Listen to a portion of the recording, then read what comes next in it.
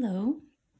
I showed you how to do a simple series and a simple parallel circuit, but what happens when you have a combination of the two types together?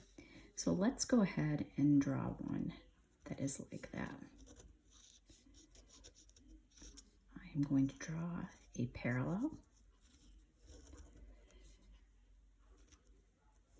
a series, another parallel. Let's put 3 here. And another in series. I'm just going to drop this down and bring this down this way a little bit.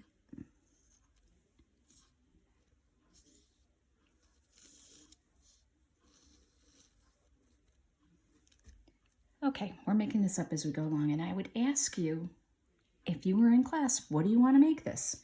Let's make this 12 volts. We don't have to worry about sig figs because that doesn't enter into sig fig. It is 12 volts. It's what it is. Don't worry about decimal places. All right, so this one we'll call R1, R2, R3, R4, R5, R6, and R7. So we have 7 of these resistors. And let's go ahead and just throw some numbers at this. Let's make this 2 and 4. How about 5 for this one? How about a 3, a 2, and a 1? And let's make this one 12.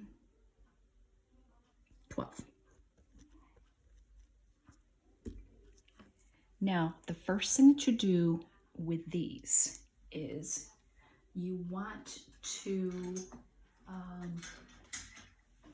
collapse the ones that are in parallel. So what I'm going to do is I'm going to find the equivalent resistance across these two. So I'm going to do 1 over R equivalent of 1, 2. I'm just going to put little subscripts there so that you can see them. Actually, I'm going to stick with the black, and then I'm just going to use that later. Because they're in parallel, this is going to be 1 over 2 plus 1 over 4. So 1/2 plus 1/4 is 3/4. The equivalent resistance then will be 4/3. Because this would be 3/4 ohms. The equivalent resistance across them then would be its reciprocal, which would be 3/4. So what I'm going to do here is I am going to find a red pen that works. Fortunately, I have a bunch of them here.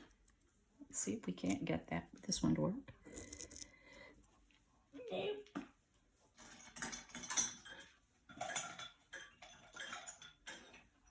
I'll find something. This is going to go to 4/3 ohms.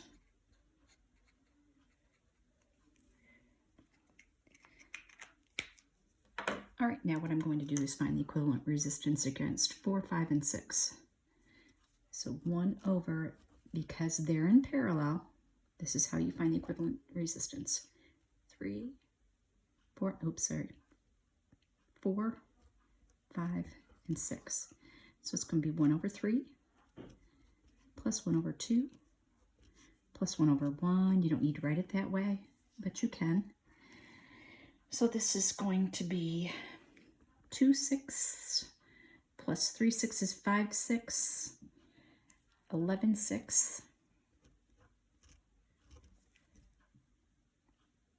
Just want to make sure. 2 6, 5 6, 11 6. So the equivalent resistance across that 4 5 6 is 6/11. I'm to put this across as 6/11.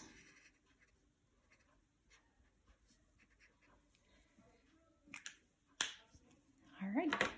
Now what I will do is I will find the equivalent resistance across the entire circuit. I'm just going to put a T there for total. Actually write the total. So it's going to be what this resistance collapse to be, which is 4/3, plus the 5 comes next, plus what this collapses to be, plus the 12. Make sure I got them all. So I got this one, I got this one, I got this one, and I got this one. So there should be 4. 1, 2, 3, 4. Equals. So I'm going to use my calculator. I'm going to go up 2 decimal places on all of these just to get a good value. I still have my stats in here. So 4/3 plus 5 plus 6/11 plus 12. I get 18.88.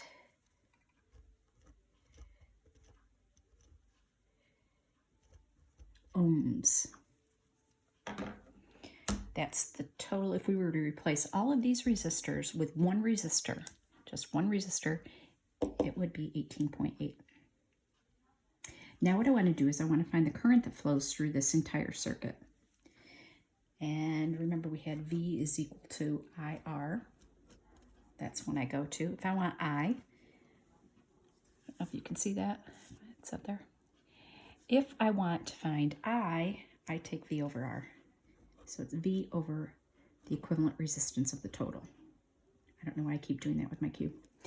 12 volts divided by 18.88.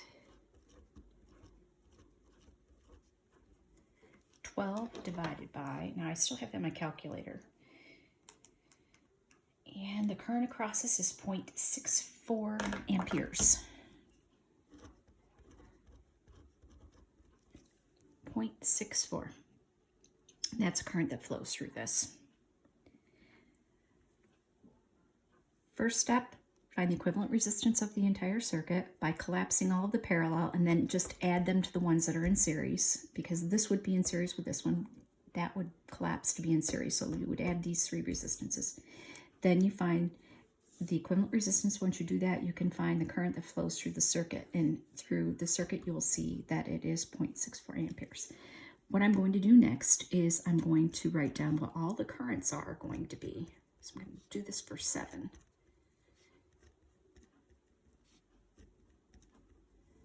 I'm putting little subscripts.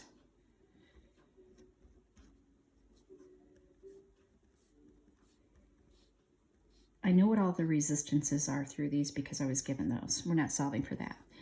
I want to find the potential drop across each one of these.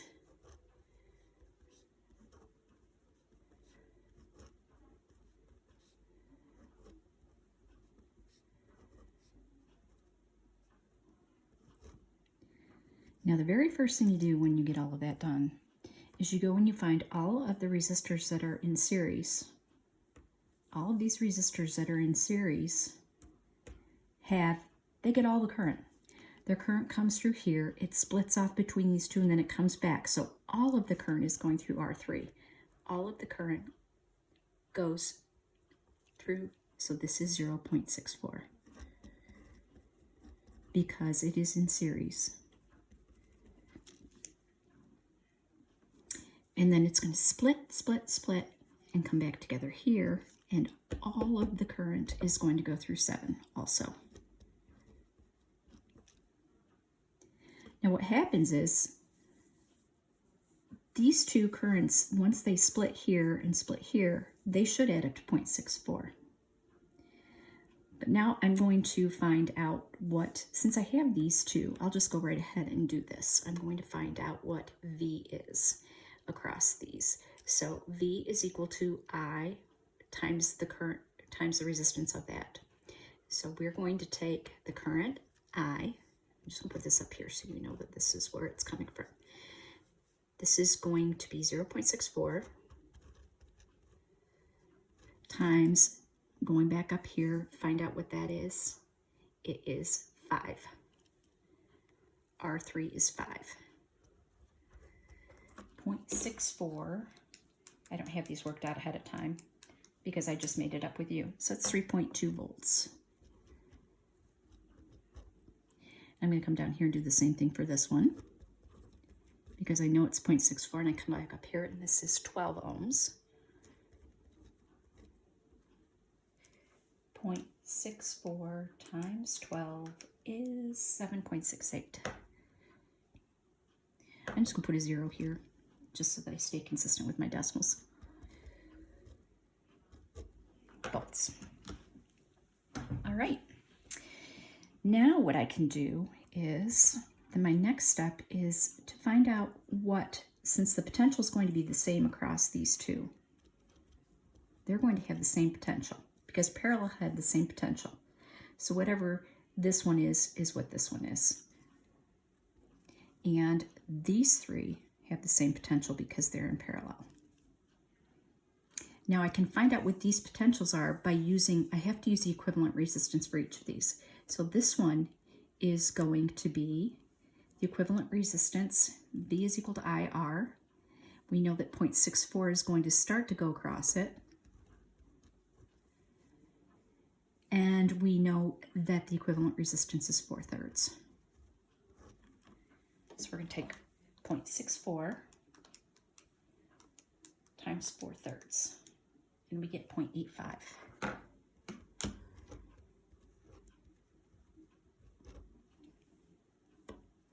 My next step is to come down here and do this one.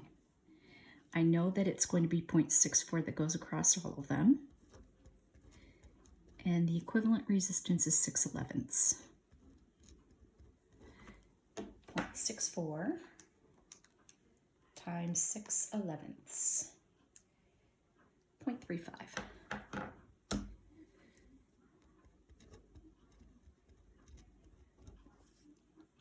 Now, the reason why I put these here was so that you don't add them up twice and add these up 3 times, because this plus this plus this plus this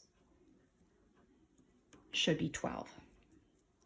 So let's find out if that's what happens.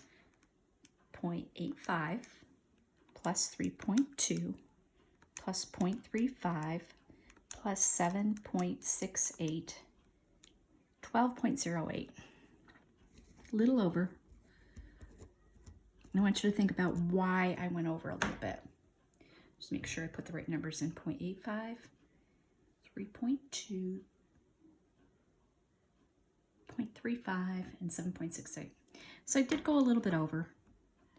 That's because of rounding errors. Now once that I have all of these, I can come over here and find out what the current is. So these two, I'm going to use this for my voltage, and I is equal to V over R. So this is going to be V over R1. So this is going to be 0.85 divided by R1, which was 2. 0.85 divided by 2, 0.43 about. I didn't leave myself much room. This one is going to be V over R2, which is 0.85. Try and save myself some room here. Divided by the resistance for 2 is 4.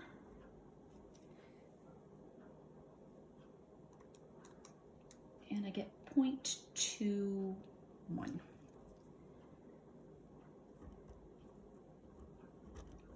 Now look what happens. These two will add up to 0.64. Because that's what happens. The current, all of that current is coming through here. Some of it's going to go here and some of it's going to go here. It splits up. 0.43 goes through this one, and 0.43 goes to this one, and 0.21 goes through this one. And then they recombine, and then 0.64 goes through here. Now they're going to split up again, so these three should also add up to 0.64. So we're going to take the voltage from this one, 0.35, and divide it by what R4 was, 3. This one's going to be 0.35 divided by 2. This one's going to be 0.35, and that is going to be divided by 1. This one's not too bad, 0.35. So let's see what 0.35 divided by 3 is. 0.12.